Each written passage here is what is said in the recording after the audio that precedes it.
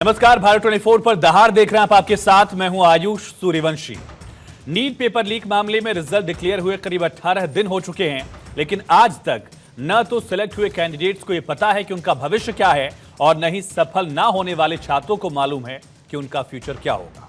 इसकी वजह यह है कि कुछ चुनिंदा स्टूडेंट्स को ग्रेस मार्क देने से जो विवाद शुरू हुआ, पेपर लीक होने तक ये मामला पहुंच चुका है। सुप्रीम कोर्ट में नीट का पेपर आउट होने के मामले की सुनवाई हो रही है।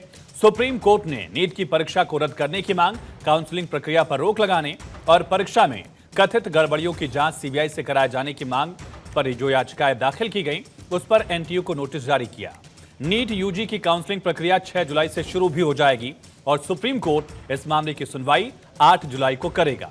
सुप्रीम कोर्ट ने काउंसलिंग पर यह कहकर रोक नहीं लगाई कि अगर सुनवाई के बाद 5 मई की परीक्षा कैंसिल हो जाती है तो आगे की प्रक्रिया अपने आप ही कैंसिल हो जाएगी।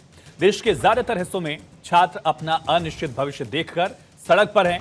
अब उन्हें यह समझ नहीं आ रहा कि इस साल के प्रवेश के लिए पढ़ाई करें या फिर अगले साल के लिए।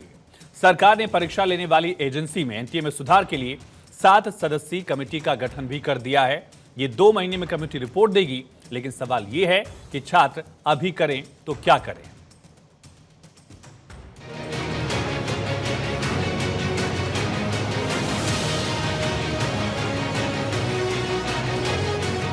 देखिए, मैं देश के विद्यार्थियों को भरोसा दिलाना चाहता हूं कि सरकार आप ही के हैं, आप ही के द्वारा सरकार की चयन हुई है। आप भरोसा रखिए, हम देश की विद्यार्थियों के हितों को सर्वोपरि मानते हैं। उनके लिए पारदर्शिता हमारी दायित्व है। कोई भी मेधावी विद्यार्थी के हितों को अनदेखा नहीं हो, ये हम पूरा कोशिश करेंगे और दायित्व भी लेंगे, और हम दायित्व लेते भी हैं।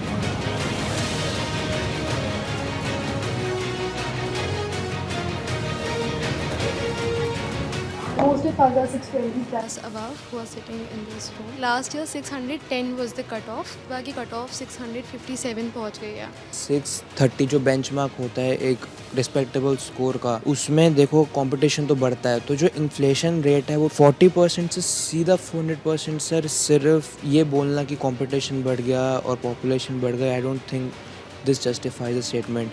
तो जितने भी सो कॉल्ड टॉपर्स थे 720, 715 एंड 718, 709, उनके जो एक्चुअल मार्क्स थे probably they are below even 640।